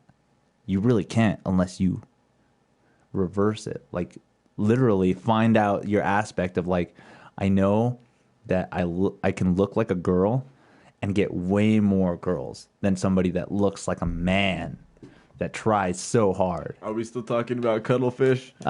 Dude, why is everything related? Everything's relatable in this fucking podcast. Well, that's so have we ever talked about synchronicities? Cool. Okay, so my idea of synchronicity is that I was tripping balls one time and I heard a song and I was like, this song relates to exactly how I feel. And then one time I was hanging out with this girl and we were dating and she was playing the song by Led Zeppelin, like "Baby I Want to Leave You." That's a good song. And I was just, no fucking shit. I was like, damn, girl, this is a good song. And I was like, oh, never trying to tell me anything. Like, whatever, how many days later, she was just like, yeah, peace. And I was like, oh shit, maybe she was trying to tell me something. The synchronicity thing is, it incorporates itself into my individuality, into my masculine through women, because I understand that everything is a sign. Everything's an omen. No matter what the fuck you do, anywhere you go, how you speak about other people, kind of how like it's a trip, dude. Like, women are super masculine. You know what I mean? Like when people are like, "Hey, dude, what's the opposite of cold?" It's not hot. It's super cold. You know, because it's like cold, warm, hot. You know what I mean? And then it goes cold, really cold, really, really cold, and then super cold is like way down here, and that's why it's an opposite sort of thing. But it makes sense, though, because you bring the aspect of dry ice. It burns the fuck out of you, but it's the coldest thing ever. Yeah. That shit blows me away. I like that. That's good. So, like, understanding that, like, whatever a lady does in any sense at all, like, if you're with someone, you just get an opportunity to observe another person more than observing a different person. You know what I mean? Like, that's all dating is. It's just observation and not minding your observation, and minding your observation enough to hold your tongue in certain instances. Or accommodate, whatever the case may be. Accommodate. Yeah, exactly. Just like, hey, how can I help you? Are you teaching me something? And then how can I help you reach another point where I can help you teach me something, because I'm not learning anything anymore. So, the incorporating like the opposites and like the ones and the zeros of everything is kind of just like, hey man, how can I express myself to you with and I don't know how else to put it, because it's just kind of corny or gay, or I don't know, it's not even gay. I just like, hey, how can I how can I express like the community that I represent to you in a welcoming enough way where I like, it would almost feel like I'm greeting you as like your mom. You know what I mean? Like, how can I love you as your mom, but as a dude, not as a father figure, because I'm not trying to father you, and I'm not trying to mother you, but not as a brotherly figure. Or you know what I mean? Like, it's just like, how can I be your friend? And the thing that goes through my head all the time is like, how come I can't be your friend? And how come I'm struggling to be your friend? And how come I'm like not able to balance my masculine, feminine, to, you know, be the lighthearted dude without getting offended about this or that, or getting lost in the conversation that I think's going on too long in my own head. You know what I mean? Like, that's kind of like turning too masculine, you know? Like, life is so fucking confusing to me. It really is, dude. Like I can agree with you on that 100 billion%, dude. It is fucking confusing, dude. Even like we're just talking about the human aspect of our brains, dude. We're not even talking about like fucking the mysteries of life and like how even things get developed or how even things come to be discovered and shit like that. Like it blows me away that. Well, but that's the how. Yeah. That's the how. You know what I mean? Like that all of that stuff that you were just mentioning, like that. I don't want to repeat myself, but what I'm trying to say is I want to reach the why, and understanding that like the goal of conversation between your conversation with the masculine and your conversation with the feminine are completely different. You know what I mean? Like when I meet a masculine, I'm like, okay, cool. This person pretty much just wants to get down to like the nitty gritty. This is what's going on. This is what's happening. Directive sort of shit. And then like the feminine is really insightful and intuitive, and it can also be really direct. But the feminine to me is like, holy smokes, dude, confusing because it takes so many different emotions in, but it's like really the like the tick, tick, tick, tick, tick, tick is so much faster. You know what I mean? Like when I heard this from a girl one time, she was like, "Girls just feel more." And I'm like, I feel the same exact thing that you do, just at a different pace. Yeah. And I was like, okay, cool. So maybe the speedometers are different. I'm just like understanding the roles of the masculine and the feminine in myself, and then applying that to like a relationship, dude, is like so hard. I love that aspect too, is because knowing that time sequence is actually bringing it back to music too. Because like literally, I can have a syncopated beat of 4 where it's like, but in your head you're, Yeah. but they're perfect. They are in sync. They go together like no other. And that's that same aspect where like maybe you are feeling in a different sense, but it's faster. Or maybe you are feeling in a different sense where it's slower, but it's the same thing. And that's what's beauty about like understanding each other's feelings. That's why I think Neuralinks is going to like really get us, I feel, is really going to help me understand more of the sympathy of other people and understand people's maybe the sympathy that I have. Like I get told all the time that like, dude, from where you come from and what you do and blah blah blah, you should be like, you know, like a druggie, or you should still be in like the depths of the ghetto and stuff like that. Like most of the people that come from there are still there, but that shouldn't have that kind of syncopation. You shouldn't be thinking that way because maybe they still are stuck on this 4/4 beat. But if you move faster through it, we're all still going at the same pace, but moving at different speeds, different fucking tempos and shit like that. And it blows me away because no matter what, you can always overcome the situation that you're thinking. Like, again, we're only talking about 4 and 16 notes. I didn't even talk about 32 notes or 64 notes, dude. That's shit that is incomprehensible. Like, I'm just like, that's too fast already for me. And I could just imagine how your brain works. Like, what if you're running on 64 beats right now, dude? Dude, that's crazy. No, you got to do it this way. There you go, see? But with that saying, though, it's still in sync with... And I fucking love that so much because why does that not entail that we all kind of have the same thing? We're all kind of united as one. Well, it's a matter of scale, I think, and being able to meet people on a similar scale and the sort of coming to terms with the context of a conversation helps people align like the scale of the conversation. Because when you talk to someone and it's so broad that you're just like, fuck, dude, you're just jotting off into space, and I go there all the time. It's distracting, but when you talk to someone that's so specific, it's also distracting because you're just like, there's no room for anything else but.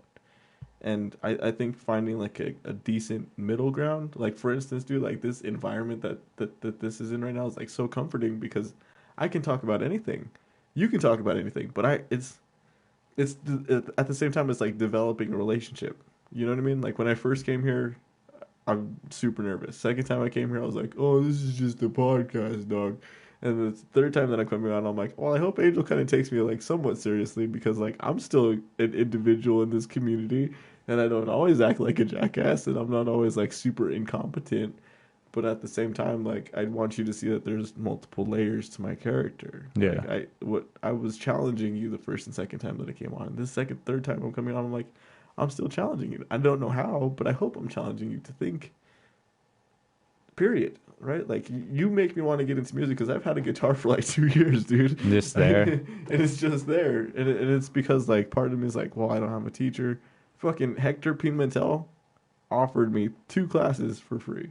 But He hasn't called me back. He comes to the house all the time. oh shit. Hector and his brother, like, not even dropping names, but I'm sure you know what I mean. Like, that's a pretty big deal. Like, that's a pretty fucking cool cat right there to learn from. And I've called him, I've texted him 1 time, 2 times, but he's an old ass guy. And he just, I don't know if he's up with technology or whatever, but I was like, hey man, I'm down for these classes. But I've always make up like these stupid little excuses and stuff. And how you're saying like discipline's important, I've dedicated myself to like opposite disciplines when it comes to thinking. You know what I mean? Like I've spread myself really, really thin. And I, like I said, go into these really vague plethoras of just this and everything that it's hard to scale it down. But it's also easier in this environment to scale things down because my brain is actually like contained within this room now. You know what I mean? Like I have the comfort of the 4 walls to be like, gracias, Angel. I appreciate you for giving me the space to go insane for just a little bit because I'm nervous as fuck right now. But that's the beauty of like, okay, that's going back to this aspect is like, that's the beauty of just being able to talk and being able to give out some kind of aspect of what you're thinking. I love it. If you're afraid to act stupid, you might not have any fun at all. Like if you had that mentality the whole time, it's like, fuck, I don't even know what I'm going to say, how I'm going to say it. That laugh and that little aspect that you're having fun at it. You have an understanding that like, I'm comfortable with what's going on here. And if I look stupid, I don't give a fuck because I know I'm not being judged in a way that makes me look down or makes me feel down. I see, and that's the beauty of Neuralinks is I hope that me telling you all of this kind of gives you some kind of aspectal feeling of how I'm feeling. Like I'm trying to describe it as much as I can. Like I'm just like the conversation we're having is very intelligent. We're having great vibes. Everything's great. My feelings right now are super high. Like I'm fucking ecstatic right now, dude. But can you really, really, really feel that? And that's why I wish Neuralink can give you that. Because then I want to be able to feel like right now. I wish I could feel what you're feeling right now, dude. I do. Like it's kind of weird, but it's like it's one of those weird like sensational fixings. Like you know when you work out so much and you keep touching that sore muscle, that's how it is. It's like I want to know if that's how it is. Like how is that feeling? Because we're kind of having a good time. We're having a great time. Are you having the same feelings as I am? We can describe them as well as we can. I'm going on a roller coaster right now. Dude, just go down. I don't know what it is. But in that aspect, it blows me away. I love human emotions because I honestly feel like if you don't feel, then you'll never understand other person's feelings. So like, I gotta have a downside. I gotta have a really low point because there are other people out there that probably have a lower point than I've had. Probably had an even more destructive path than I've had. But the fact that I can kind of feel it or kind of get a niche of how that thing feels makes me want to embrace that person more, or makes me want to get to know that person more, or just get on another like level with them. Who knows? Like maybe that's kind of like the brain functioning in the sense like, hey, let me find out more about the sympathy. Let me find out more about the empathy. Let me find out more about the emotional sense. But I can't. I never can. I will never be able to, no matter how much I try. And that's what blows me away is like, if Neuralinks can do this and it makes me feel like the person that I'm talking to feels, I feel like we've enhanced our jump. No, you're cool. I enhanced our jump farther than we've ever done ever in human technology. But then again, what if we were able to do this before Neuralinks ever came? Like, well, that's kind of. Well, I'm sorry to excuse. That's why my favorite love language is touch. Because I feel like that's the one thing that robots will never be able to experience in the same way. They might be able to see things in the same way that we do. You know what I mean? Like, oh, this is a person chair, and being able to differentiate, because that's what seeing is, and seeing is a really hard thing to do. If you think about it, like it's taken how many zillions of fucking... You're here now after nothing. Congratulations, that took a long time. Seeing for robots is going to take a long time too, but it might not. And then once they do see... we're still going to have something over them. Well, we can feel, and now we can think.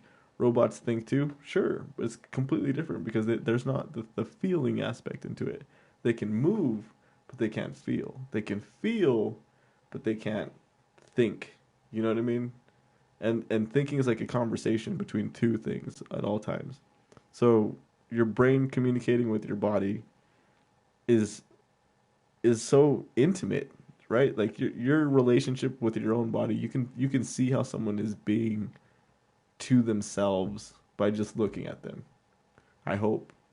Or you can develop your skills. At least try. Yeah, you can At least develop try. your skills and be like, okay, cool. Well, when someone's breathing like a certain way, I'm gonna respect that. I'm gonna step back, or I'm gonna engage, or however you choose to move forward with certain things. Like, you have to recognize that there's a competition in life, and that competition is to learn how to finesse yourself out of as much suffering as possible, while at the same time still being able to like compete with people in your degree of suffering. Like Angel, I will never know how much pain you've gone through to learn that guitar, because I don't want to. That's a very lonely thing for me. Like, when I think of learning music, it's just like, I'm going to be alone and I'm going to be really bad at this for a really long time, until one day someone's going to show interest for like 5 or 10 minutes. And then they're just going to not, care after that. Like, I know that one guy that could do the thing. Congratulations. Like, I'm not even shooting your shit down, but when I think about like my own personal achievement, it's just, I'm not going to be able to present anything to anybody else besides flooring, because in a sense, I've put so much meaning into flooring that if it doesn't produce something in my character for you, then I've wasted my time. So are you kind of saying, like, in a sense, where you can kind of recognize your work without it being you having to tell people it's your work? Yeah. In that sense, where, like, Yeah, I think that's actually what I'm trying to say.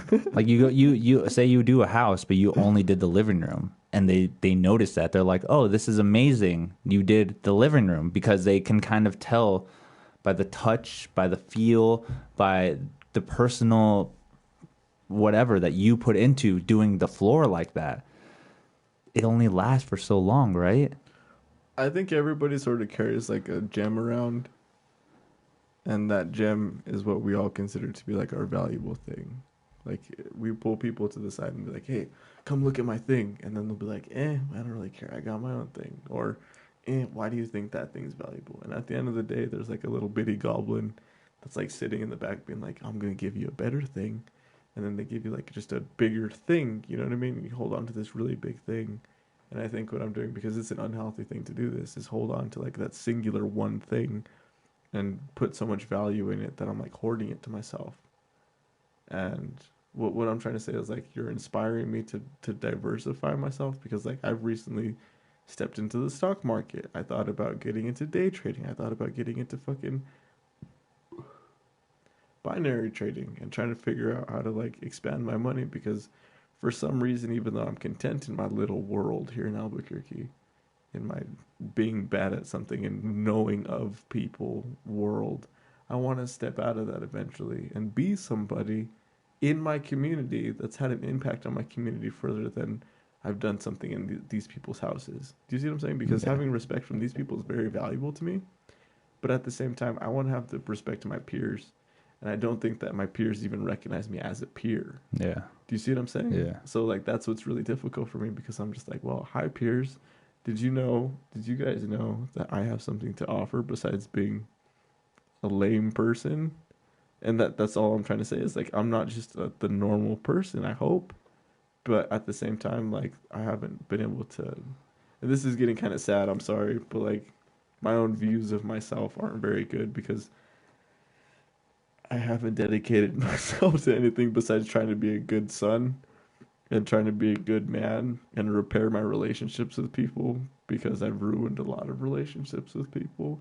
And I'm trying to like AA myself into a position where I'm like willing to take on more responsibilities for things and step back for myself and be like, okay, cool. Well, I don't need to be an asshole anymore to Daniel, because, well, yeah, dude, I kind of told you fuck you on your own podcast. That's some fucked up shit. Like, I wouldn't, as a host, I wouldn't respect me as a guest, because who the fuck are you to me? You know what I mean? You know what's crazy though is like you can put that aspect in it, like that as like a disrespectful kind of thing, but I think you were more open and honest than the person that looks at their phone while they're talking to me. I honestly feel more with somebody like you than somebody that just like they come and have a conversation with me and they don't have the same intuitiveness as you do. Like right away, if you look at your phone and we're having a conversation, you obviously have no intent that you wanted to keep talking to me. I know I do that sometimes too with I get that. I do. I kind of have to like make sure all this stuff is on too. But I try to make sure that the whole aspect of the conversation or the whole intent is that we are having this thing together. I know they're there. I know that they chime in. Like right now, we've only had 3 people comment something. That's fine. People coming in and out. 90 playbacks. There's been at least 90 people that have come into this stream alone, but only 4 thought to stay at least. 90 people. Out of all those people, none of them found any similarities, nothing. They were just like, oh, who cares? But the fact that me and you have this connection with each other where we found out like, hey, man, I know how you feel in certain senses because you've tried to explain it to me, or like the way that you've thought yourself of how you feel, or the way you even picture the world in yourself. There's more understanding between us compared to someone else who's like, that was fun. That was a good podcast. We had a great time. That doesn't resonate with me. It really doesn't. You can call me, you can say fuck you to me all you want, man. I know in your heart though, you're not a bad person. I know you're not.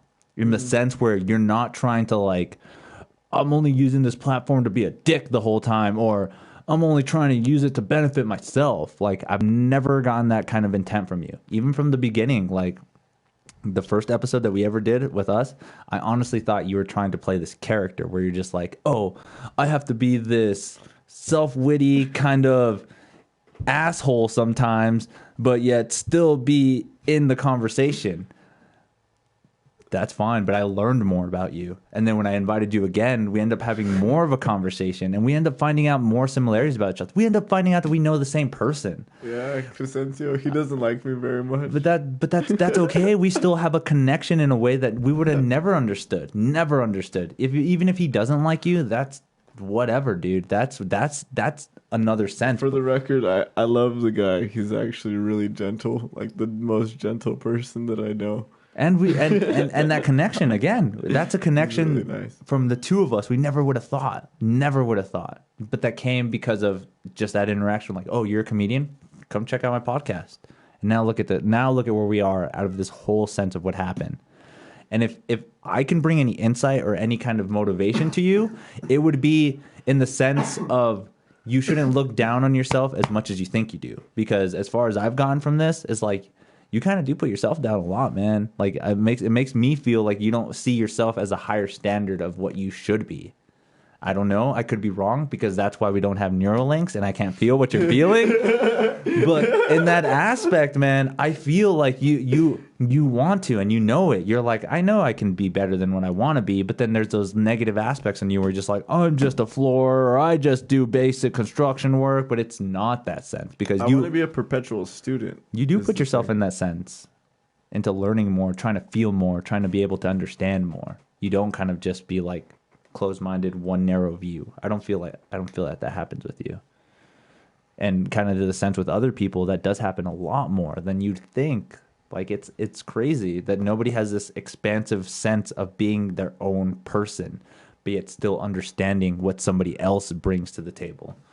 Like maybe we don't have any similarities, dude, but the fact that you gave me different ideas that I would have never thought of is so insightful.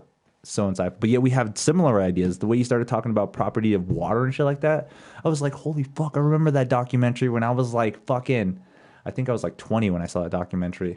But it was a water documentary where they talk about memorative properties in water. How did you know about that? How did you even think about memorative properties in water? Where did that idea come to you from? There's a there's a book. Yeah, there's a book on everything. There's a series where they would get samples from the same droplet, or like this. Excuse me, something's tickling me. There was a... There's mouth breathing again, everybody. pictures of people who got water from the same container and put it in like a place, froze it. Pretty much what you're saying, except I don't think they flash froze it. And they got different crystal structures. And then there was another one where they like dried the droplet out, and the dry area where the droplet was a completely different structure on a microscopic level every single time. And then I heard that there's actually, I think there's actually a documentary on that too, where like water actually has a memory. There's like 14 different types of ice, dude. I think that it's really cool that when you ask someone something, like my favorite thing is like, do you know what the word synonymous means? I don't. You do. Synonymous. Synonymous. Like the same, but not really. Yeah, synonym. Synonym. It's a synonym. When things are synonyms to each other, they're synonymous. Synonymous definition. I probably didn't even spell it right.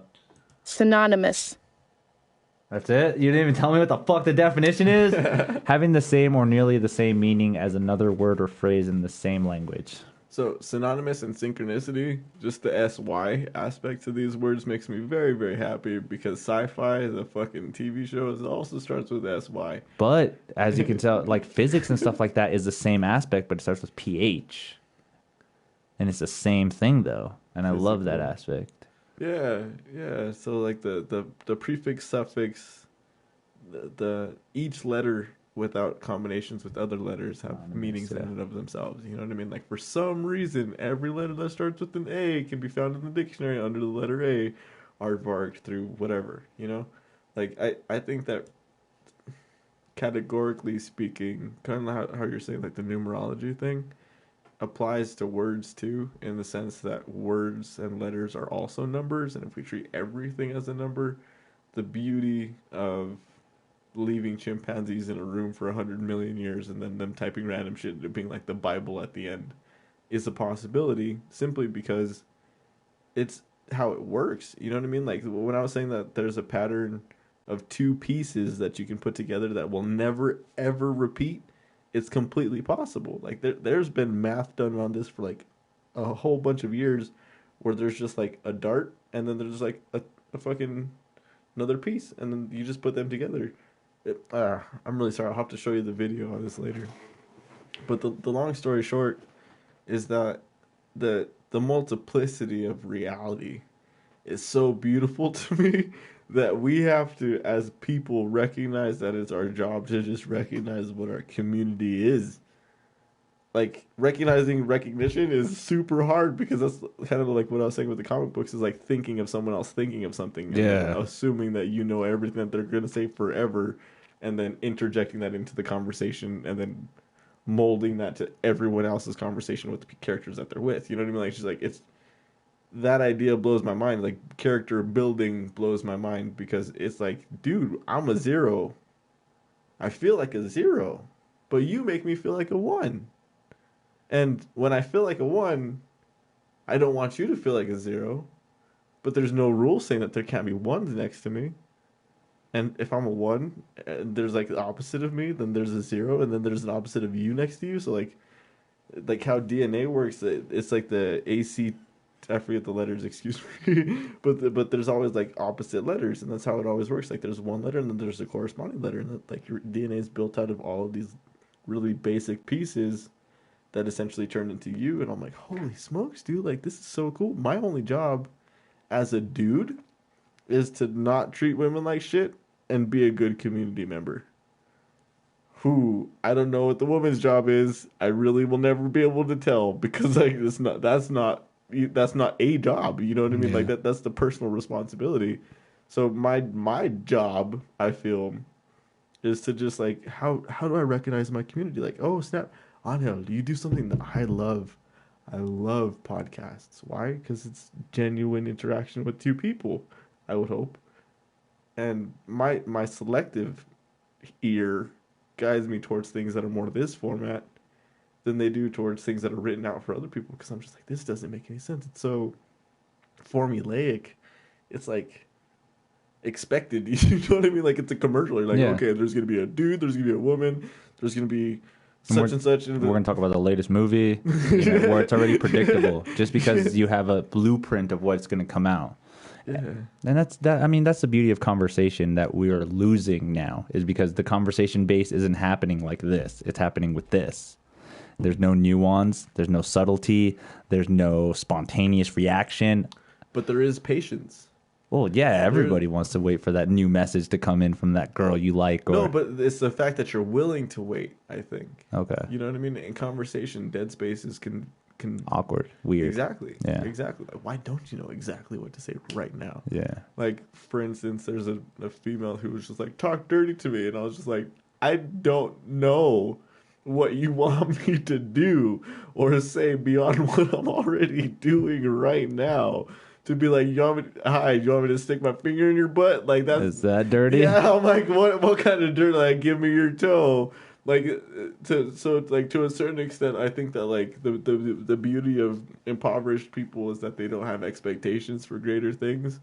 And I'm not saying that they don't, but they like, it's a harder understanding. Very harder. It's just like who expects good things tomorrow when you didn't have good things today? Yeah. Right. So like it or whatever, not right, but whatever. I like that phrase though, where it's like if a poor person gets rich and becomes poor again, they can still survive. But if a rich person becomes poor, they would never know the difference, because it's something, or they would know the difference and never be able to come back from it, because like they would be scared. There would be something that they cannot attain in themselves.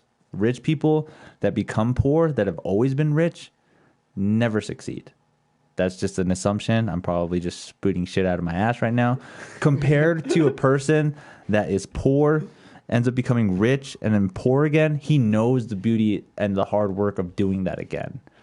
There was this great quote that I heard where it was like, usually people that care about money, or that think that, usually people that don't care about money always had it. That's why they don't care about money, because they've always had it. But somebody in the other sense, where they've never had money, it becomes kind of like a niche where they need it, where they know that it's something that provides to their sustainable life or whatever. But that aspect, again, should find a common ground between both of them. Like, you should be able to think like a poor person, even though you're super, super rich. And you should be able to think rich if you're super poor, don't ever have anything.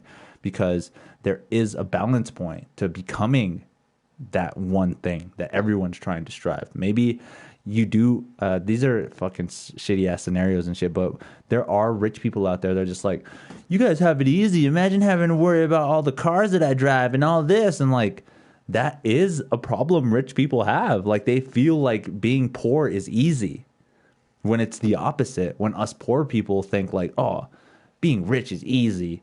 Anybody that's rich is easy. But we never understand each other in that aspect, because we never find the nuances in between the two. Like, I would never understand why a rich person would be like, oh yeah, being poor is super easy. Have you ever been poor?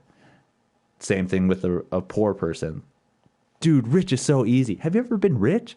Have you ever had to pay more taxes than you had to do before? Like, just because you say, so rich and poor are almost the same thing as masculine and feminine. Yeah, you can use sense that when there's an imbalance in one or the other, because like when you're poor, you feel rich in family. When you're rich, you feel poor in family. There's always like that dynamic where you always think that the grass, or I always think that the grass is greener on the other side.